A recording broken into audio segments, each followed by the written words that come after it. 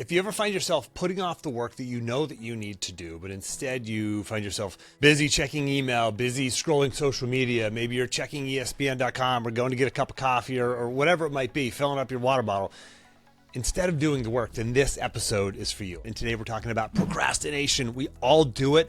We all have to find ways to overcome it. Now, I've been coaching for almost a decade now, and I've taken hundreds of men through my program who've said things like this. They said, this is John, and John, if you're listening, you know who you are. John said, I've seen and felt more personal change in myself in the past 10 weeks than any other period in my life. Now, here's one from Mark. Mark wrote a book, an amazing book. He was actually a podcast guest here a couple of years ago. And Mark said, thanks for helping me bring my best self to this project. You helped me solve an enigma that I've been struggling with for the past 5 years.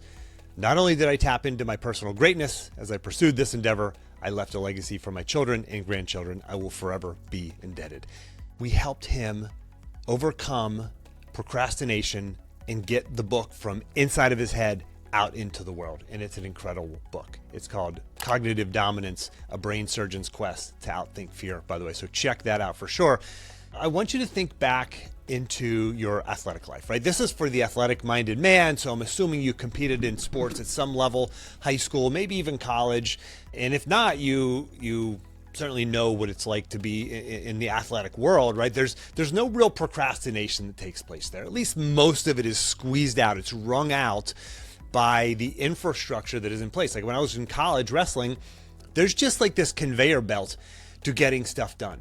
There are deadlines, there's accountability, there are people creating the schedule for you, and you just show up, right? The practices at a certain time every day, you just show up. The matches take place at a certain date and time, you just show up. You're around a bunch of other people doing the same things, so there's this force pushing you along. But when you're in a role like me, like mine, I'm a business owner, and I think probably a lot of you are business owners, or you may be in some kind of role where you eat what you kill, right? It's dependent. You're self-reliant on your own performance, and it is so easy to be a procrastinator. So first, let's define procrastination. Here's a definition that I found on the internet. I think this is a really good definition. It's the tendency to delay activities that have to be completed before a deadline, often despite knowing that there will be negative consequences for delaying them.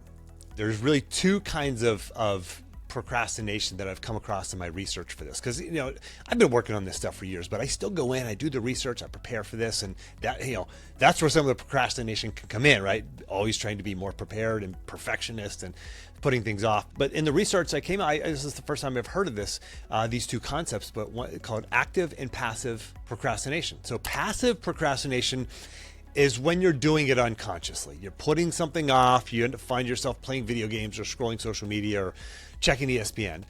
And then there's active procrastination, which is putting something off like intentionally because you know that you can get it done. You have the confidence that you can get it done. You work well under pressure and you'll get that done. So for example, I'm preparing for, I'm presenting, actually by the time this publishes, by the time this airs, I will have already done it. I'm hosting a panel for the Inc. 5000 Awards in Virginia, Richmond, Virginia. And I know I have to prepare for that. I've done some prep already, but there's an email that I need to send out and some final preps I need to do. I'm going to wait until a few days before to really start diving into that and really getting into it, because I know I'm going to get it done. And I think it would be best to do that closer to the event. That's active procrastination. I know I have to do it and I'm confident I'm going to get it done. And why do we do this? Why do we procrastinate? Actively or passively, why do we do it? Let's just focus on the passive procrastination, because that's really the problematic one. Active procrastination, no problem. You do it, I do it. But it's really the passive procrastination, the unconscious stuff that really is affecting your life and holding you back from all the success that you want, right? Whether it's financial success, spending more time with your family, your wife, your kids, working out more, all of that. Why do we do it? Why do we procrastinate? There's a dread there. There's a fear there. There's a big task that may take up your time and you might miss out on something else. Or here's the procrastination that comes into play for hitting record. When I have to record an episode like this, there's like, oh no, is this going to be good enough? Like, is this going to measure up? I don't want to sound stupid. what am I missing? Like maybe if I did 10 more minutes of research, or maybe if I go through my notes one more time, I'll nail this thing. But gosh, I don't know if I'm ready. And I have to hit record before I'm ready. And this is the kind of thinking, unconscious thinking, that holds us back, right? It's a fear of failure. Sometimes it's caring too much. Sometimes it's FOMO, fear of missing out, right? If I go deep into this big task, then what else am I missing? There's all this mountain of other stuff that I'm supposed to be working on. So if I'm over here focused on this, what am I missing? What am I going to miss on? Like, there's so many reasons, unconscious reasons. And so we have to find strategies to override that. Strategies that will help you to perform, to execute, despite the fear, despite the hesitation, despite whatever unconscious mind games your mind is playing on you. We've got to find ways to overcome those. And that's what I'm going to give you here today. Now, here's the deal. There's one thing that makes all of this work. Because none of this is going to work for you unless you do this one thing, unless you start with this one thing, unless you understand this one concept. And this underlies everything that I've talked about in this podcast for years. It underlies my entire coaching program. It is this: the productive pause. And if you've been listening for any time, you know the definition. The productive pause is this: it's a short period of focused reflection around specific questions that leads to clarity of action and peace of mind. Clarity of action, peace of mind. That is the catalyst that makes everything else possible. Listening to this episode will do you no good if you just listen to it and then roll right into my next episode or a prior episode or something like that. You have to stop and do a little bit of thinking about this, right? Even if you just hit pause at the end of the episode, speak out loud, think out loud, take a couple of notes, jot a couple of things down, and then move on. That short productive pause will help you get 90 or 95% of the value and the benefit out of executing these. All right, so let's just I'm gonna roll through these pretty quickly. Make sure you grab the action plan. Go to jimharshawjr.com/action. All right, so the first one, number one, is this. Before I give you the name of it, the sort of headline here, I want you to understand this.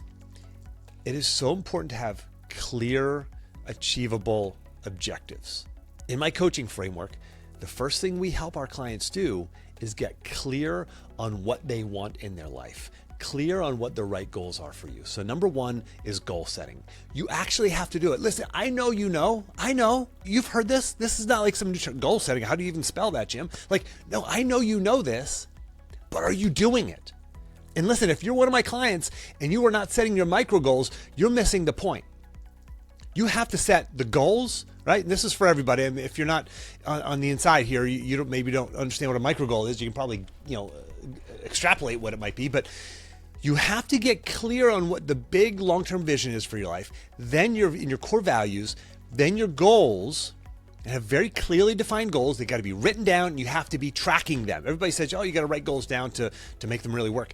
No, you have to track them. If you're not tracking them, forget it. They're a waste of your time. They're going to collect dust up on a shelf and you're not going to take action on. Okay, so number one is goal setting. Now listen, there's goal setting on the long-term scale, next year, 3 years, 5 years, and on like the daily scale. These are the not even micro goals. Micro goals are monthly. The daily scale. This is like, what are your action items? All right, so I'm going to stop beating that horse because you've heard me say it before. And I have entire episodes on it.